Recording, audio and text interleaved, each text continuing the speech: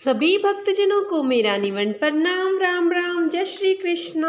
पूनम सिहा की दुनिया में आप सभी का बहुत बहुत स्वागत है। जांबा पुराण, जेतसी का मुकाम मंदिर में आगमन। वीलो उवाच, हे गुरुदेव, क्या सिद्धेश्वर साक्षात विष्णु स्वरूप जाम्बोजी हम लोगों को छोड़कर चले गए? क्या उनका दर्शन दुर्लभ हो गया? उन्होंने 85 वर्षों में अनेक लीलाएं की थी। क्या अब भी यदा कदा किसी ने उनकी लीला चरित्र प्रत्यक्ष देखा है? आगे भी देखते रहेंगे, ऐसी संभावना है। बिना चमत्कार के तो नमस्कार नहीं होगा। आपने आदेश दिया है कि जाम्बोजी की आज्ञा का मैं पालन करूं, किंतु मेरे में कुछ भी तो शक्ति नहीं है। मैं यह दुरूह कार्य कैसे निभाऊंगा? ऐसा प्रश्न पूछने पर विलोजी कहने लगे, हे शिष्य, जाम्बोजी के बैकुंठवास शरीर का अंतर्ध्यान होने के पश्चात की बात बतलाता हूँ, जिससे तुम्हें आश्चर्य और विश्वास होगा। जाम्बोजी कहीं गए नहीं हैं, न तो वे जन्म लेते हैं और न ही उनके माता पिता बहन भाई आदि कुटुंबे भी हैं। जिनका जन्म नहीं होगा तो वह मरेगा भी कैसे? आवश्यकता पड़ने पर चमत्कार भी दिखाते हैं, आगे भी मौजूद रहेंगे। उन्होंने कहा है, गुरु आसन समराथले। गुरु का आसन तो सदैव ही समराथल पर विद्यमान रहेगा, आप लोग भूल नहीं करना। हे विल्हा, जाम्बोजी के अंतर्ध्यान होने के पश्चात संवत 1598 के प्रारंभ काल की बात है, जब मुकाम समाधि मंदिर बनकर तैयार हो गया था। बीकानेर का राजा जेतसी जाम्बोजी का परम भक्त था। उन्होंने जाम्बोजी की कृपा से ही राज्य प्राप्त किया था। मंदिर बनवाने में भी पूरा सहयोग दिया था। जेतसी अपने साथ में अपने मित्र नागौर के राजा को तथा कवि को साथ लेकर मुकाम आया था। वह देख रहा था कि निज मंदिर की प्रतिष्ठा हो गई है, कैसी व्यवस्था चल रही है। जेतसी ने मंदिर के चारों तरफ परिक्रमा की और सीढ़ी लगाकर निज मंदिर में प्रवेश किया तथा निज मंदिर में चढ़ावा किया और कहने लगा, जाम्बोजी री जाग्या बड़ी जाएगा।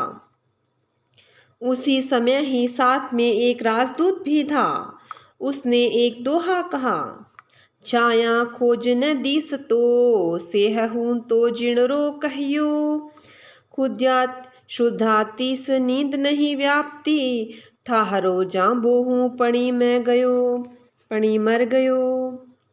उस कवि के कहने का यह आशय था कि जाम्बोजी के शरीर की छाया नहीं होती थी, उनके पैरों के निशान नहीं होते थे, तृष्णा, भूख और नींद नहीं सताती थी। 6 उर्मियों से ऊपर उठे थे, जैसे वो कहते थे वही होता था। उनके वचन सिद्ध थे। ये सभी गुण धर्म होते हुए भी तुम्हारे जाम्बोजी मर गए हैं। हे विल्हा, उस समय वहाँ पर हम लोग उपस्थित थे। प्रथम तो उस राजपूत ने जो कहा वह यथार्थ ही था, उससे हम प्रसन्न थे, किंतु अंतिम पंक्ति में जाम्बोजी के मरने की बात कही, वह हमारे लिए असहनीय थी। वह तो बिल्कुल बेहुदा निंदनीय बात थी। निंदा वचन को हम कैसे सहन कर सकते थे? उसी समय ही निहाल दास ने उसके जवाब में एक अन्य कवित कहा, अंजू गंग जल बहे अंजू छलियो रेणायर, अंजू मेर नहीं टरियो अंजू रिव तपे दिनायर, अंजू चंद आकाश ही अंजू घन पवन फरके, अंजू त्रिख रिख बनी बसे अंजू कपूर महके, तीन लोक चौदे भुवन, वंदन मुखी जग जस भयो। संसार करण अच्छे अभे, मैं कही जाम्बो मुओ। निहाल दास ने जवाब देते हुए बतलाया कि जाम्बो मुओ, जाम्बो जी मर गए, ऐसा क्यों कहा? यह असंभव है। जाम्बो जी कैसे मर सकते हैं? अब तक गंगा जल बहता है, अब तक समुद्र में जल भरा हुआ है, अब तक सुमेरु पर्वत अपने स्थान पर अडिग है, अब तक सूर्य उगता है और पता है, अब तक चंद्रमा आकाश में चमकता हुआ दिखाई देता है, अब तक पवन चलती है, सभी को श्वास रूप से जीवन प्रदान करती है, अब तक सप्तऋषि वन में बसते हैं, अब तक कपूर में महक आती है। जाम्बो जी की महिमा तो 3 लोक तथा 14 भुवनों में फैल रही है। उनकी वंदना करने से जगत में यश की प्राप्ति होती है। वे तो साक्षात विष्णु, जगत के कर्ता धर्ता, अभयदान देने वाले यहीं पर विद्यमान हैं। जाम्बो मर गया, ऐसा न कहो, न कहो। दूहो कवत जेतसी संभल्या, लिहोनी देखा, खोलिया न देखो, बिश्नोई अर्ज करण लाग्या। उपयुक्त दोहा कवित जेतसी ने सुनकर सचेत हुआ और कहने लगा, यदि ऐसी बात है तो समाधि खोलकर देख लेते हैं। हे विल्ह, उस समय वहां पर उपस्थित बिश्नोई बाई बंधुओं ने राजा के सामने प्रार्थना करते हुए कहा, ऐसा मत करो, तुम्हारे लिए यह ठीक नहीं होगा। जिस भक्त राजा को ऐसा दुस्साहस नहीं करना चाहिए, किसी भक्त राजा को ऐसा दुस्साहस नहीं करना चाहिए। इस प्रकार से संवत 1598 में की वैशाख कृष्ण पक्ष की चतुर्दशी को आपस में विवाद रहा। रात्रि में अमावस्या थी, इसलिए वहां पर काफी लोग उपस्थित थे। बिश्नोई कहने लगे, हम समाधि को नहीं तोड़ने देंगे। राजा है तो क्या हुआ, बलिदान हो जाएंगे, ऐसा अधर्म कदापि नहीं होने देंगे।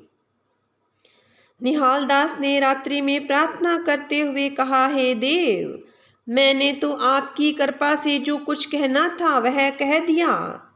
यह मेरा कथन केवल कवित ही न रह जाए। मेरे वचनों को सत्य करने की आप कृपा करेंगे, अन्यथा सुबह वह राजा समाधि तोड़ देगा। सभी के सामने हम लज्जित हो जाएंगे। इस प्रकार की करुण पुकार करते हुए निहाल दास सो गए। रात्रि में आकाशवाणी सुनाई दी कि हे नाला, यदि समाधि खोलते हैं तो खोलने देना, उन्हें रोकना नहीं, उनको विश्वास दिलाएंगे। प्रातःकाल वैशाख की अमावस्या के अवसर पर समाधि की एक डाबड़ी अपने आप उखड़ी और राजा ने स्वयं अंदर झांक कर देखा कि जाम्बो जी के ज्यों के त्यों ज्योति स्वरूप बैठे हुए हैं। उनके माथे पर पसीने की बूंदें मोती की तरह चमक रही है, हाथ में माला जप रहे हैं। जेतसी कहने लगा, अन्य महापुरुषों के तो केवल शब्द ही सच्चे हैं, शरीर कच्चा है, किंतु जाम्बो जी के तो शब्द ही सत्य हैं और शरीर भी सत्य सनातन है। इतना कहते हुए उसने वापस सिला लगा दी, आंखें चकाचौंध हो गई और पछतावा करने लगा, मैंने बड़ा भारी अपराध किया है। जाम्बो जी के शब्द नहीं माने और उन्हें देखने का दुस्साहस किया, निर्माण की हुई समाधि को तोड़ा। इस प्रकार का कार्य न तो किसी हिंदू ने किया और न ही किसी मुसलमान ने किया। जो आज हमने करके दिखाया, उस अपार को पार अब तक किसी ने नहीं पाया है और न ही कभी पा सकेगा। आगामी इस प्रकार की घटना किसी को भी नहीं करनी चाहिए। इस प्रकार का पर्चा लेकर जैत सिंह वापस बीकानेर पहुंचा। अपने परिवार को यह घटना बतलाई और कहा, मैं तो अति शीघ्र ही संसार से प्रस्थान करूंगा। आप लोग सदा ही जाम्बोजी के प्रति श्रद्धा विश्वास रखें। तुम्हारा राज्य सुचारू रूप से चलता रहेगा। तुम तो नहीं जानते, मुझे यह राज स्वयं जाम्बोजी की कृपा से ही मिला था। बोलिए गुरु जम्बेश्वर भगवान की जय हो। बोलिए विष्णु भगवान की जय हो।